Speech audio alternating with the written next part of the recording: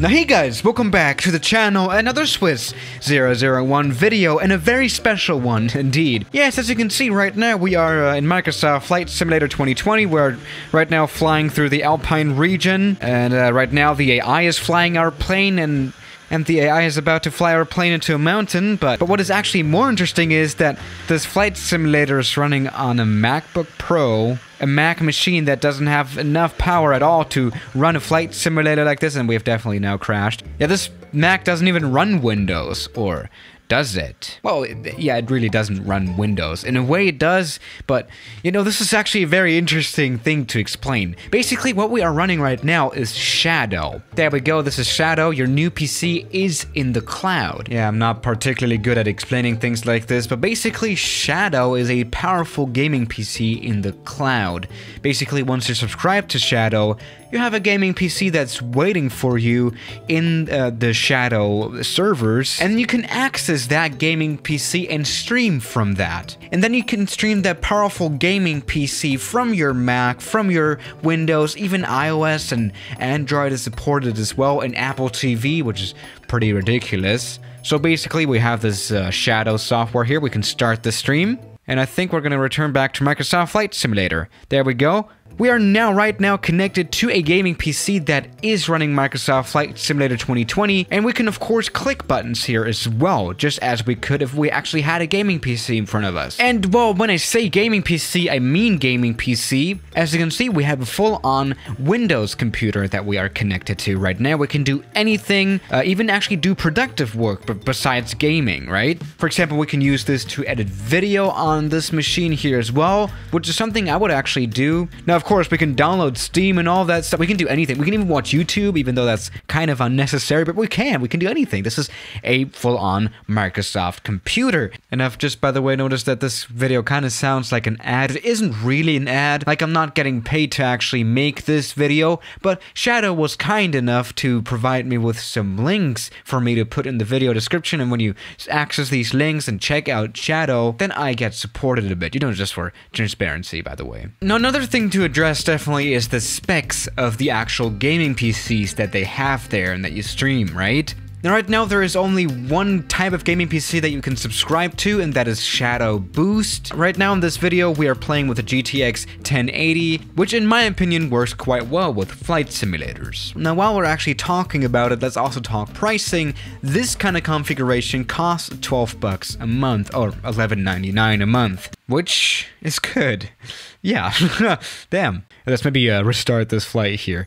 There we go. But so far, we've only had an AI fly our Cessna, but we can of course connect our own joysticks as well. Here we have this X52 HOTAS, a very nice joystick that I always use, and of course we can plug that into the MacBook Pro, which needs a dongle, but that's another story. And then after plugging it in, we can activate it here in the USB peripheral settings. Here we go, Logitech X52. We can just turn that on, and it's now forwarding the signals from this thing to the Microsoft computer. And as you can see right here in the flight simulator, the device has been detected, so it perfectly works. Let's just fly our plane with the X52 joystick. There we go, we can just take off. As you can see, throttle input works. Let's also see, there we go, yoke works perfectly nice as well. Let's go ahead and disengage the parking brake. There we go. And now we are off. Perfect. That has worked.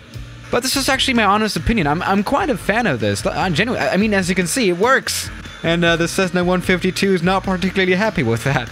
No, this is actually really nice. It kind of does amaze me that this is running on a Mac computer. Now, you may think, well, you need a killer internet connection to play this, right? And, well, you don't. That's the thing. No, really, you don't need a particularly good internet connection to play this. You don't need, like, much more than 15 megabits per second, which everyone should have at this point. I mean, come on. There we go. So even my very bad German internet, we have now crashed this plane again. Yeah, even my pretty bad German internet, which is not particularly nice, works quite well. Now, another big question that there obviously is the latency. Well, how bad is the latency of the stream? Latency on my side, again, I have pretty bad internet actually. As you can see, connection status laggy. Yeah, I really don't have the best connection, but even though the connection status is kind of laggy, we still have pretty much under 100 milliseconds of of latency, which is really not bad, especially for flight simulation, for example, because you know you don't need particularly good reaction times there. You know, you need to just move the joystick and move the mouse around to press buttons. I mean, we can play this game a little bit further. Let's maybe try flying some big planes to some small aerodromes, which is what I always do, basically. Alright, there we go. Let's actually try getting this TBM 930 landed down here at Kohlbrenner. I think the airport is down here. It's gonna be an interesting landing, but that's what we're here for. And I can already tell this will be a failure, right? Okay, let's see. Alright, a pretty hard landing, but that's what you normally do here at Courchevel. And a stop, which is kind of what counts. There we go, we have stopped our TBM here at Courchevel Airport. That's gone quite well. Now, something I wanted to address as a video creator especially is that we can also, of course, install OBS here on the Windows computer that's running in the cloud and then streaming on this Mac computer. You know, for example, when I go on vacation, the next time I'll make sure that there is a good internet connection. And then in the Windows computer, I can just, screen record the Windows computer while at the same time it's streaming to me. This is really Inception, of course. Not really, this is a good way to record videos on the go for me, like gaming videos, on a computer that will never be able to run Microsoft Flight Simulator properly. Even if I try to use some kind of boot camp to, run Windows on this thing, it still would never work this well as it does right now. I mean, you just look at the beautiful graphics here in the Alpine region. Isn't this beautiful?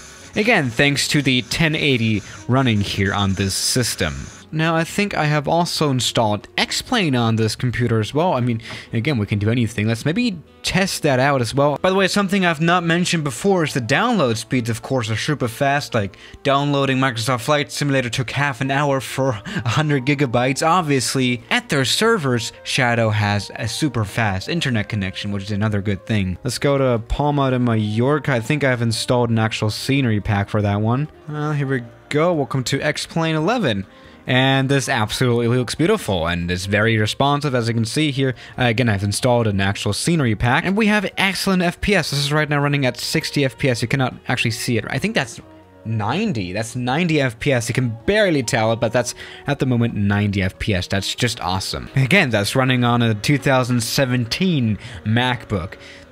So yeah, that is using cloud gaming, in this case Shadow, for flight simulation. A pretty cool idea, and actually it works very nice. But there's a few problems just yet when it comes to availability. You can only get this service in certain countries, like Germany, France, the US, the UK, and Belgium, and some more countries than that. And especially because of COVID-19 right now, it can take a while for you to actually get your Shadow activation, right? So when you subscribe now, it can take up to 3 to 4 months, in Europe at least, to get activated, and up to 1 month in the US.